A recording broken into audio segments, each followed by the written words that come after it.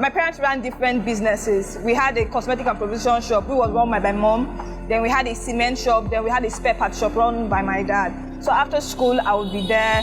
During weekends, I would be there. So that was what it was like for me. And I got to understand that everybody is important. Whether the person that wants to buy 1 naira pure water at that time and the person that's going to buy Malaysia perfume of 3.5 at the time, everybody is key. So I learned how to treat people really well just by staying in the shop. And it's not just about what they said, it was about what they did. So I saw them deal with customers very well, and it helped me subconsciously. I mastered the art of wanting to deal with people well, and that translates to my work and my job. Every customer's dispute is important. So I do not treat a 1,000 naira transaction lesser than that of a million naira. Every transaction is important, and I just deal with it that way because I learned from the best, my parents in this case. The business I started from is motor spare parts business. I was into motor spare parts for many years before I moved into building materials. I deal with cement, deal with bulk of cement. So from cement, I moved into complete second-hand valued vehicle. Then that was early 80s. It was booming initially along the line. You know, I don't know what really happened. I can't explain it today. What really happened, the business started going down. And eventually, I was still managing the shop till we packed down to this place. So at a point in time, I can't go from here to Djibouti again every day. So we have to close it down. So that was what happened. So in the process of time, I had to go for catering school. So I can't keep my hands crossed and watching. So I have to enroll for catering school. I attended and I came out. And I said, I have to support my family. I have to have something doing. And that was what I started doing up till now. So what made me stop was that as at that time, the product we are selling then, if you observe very well today, in Nigerian economy, there's some business that went down. Then I was into Volkswagen and Peugeot spare parts. But if you today, Volkswagen spare parts and Peugeot spare parts is no longer in vogue. It's one of the reasons that affected my business. That's spare parts. Now, I'm into transport haulage.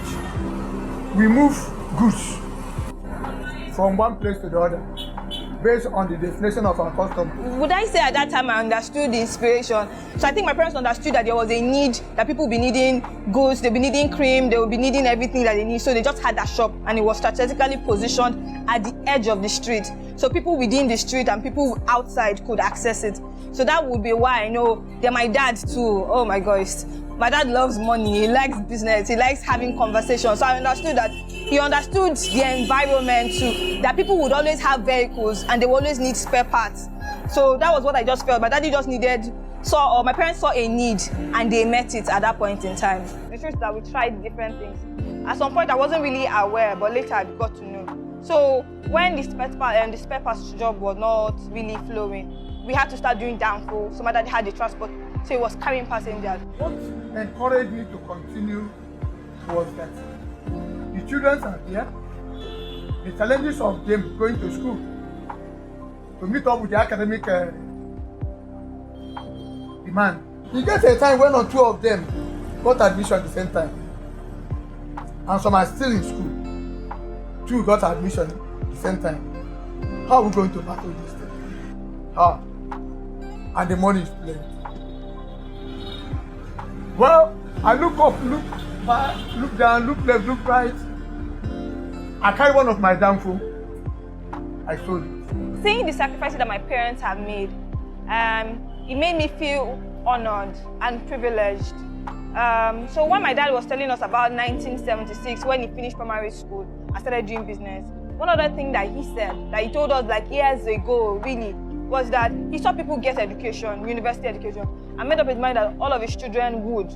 So he was doing businesses that would sustain that dream. then things happened. But his eyes was on the goal.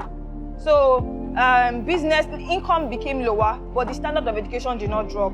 So for myself and my 4 siblings, all of us, we have enjoyed the best education. It's a progressive journey, and it's a journey of consistency. I have made them proud. I'm sure that they are proud of how far I have come and how well I have inspired my younger ones too to be better at what they are doing. You know, when she went for the interview and so on and so forth, to the glory of God, when she got the job, she shouted, "Mommy, they have given me the job." And now even when the app changed their name to Money Point, she even told me. And to the glory of God, I know her life is much, much better now that she's in Money Point. Papa and Mada, I love you guys so much. Thank you for being an example. Thank you for being the example. Thank you for setting the pace for us to follow. Thank you for showing us that hard work pays. With being streetwise pays. You know, those are the things I've enjoyed from my parents. And another thing I would want to encourage parents is that keep your eyes on the goal. That is what has brought me this far. Eyes on the goal. However life turns, we have the strength and capacity to adapt to changes and just be the best that we can be. So just keep dreaming, keep pushing, keep living. Thank you.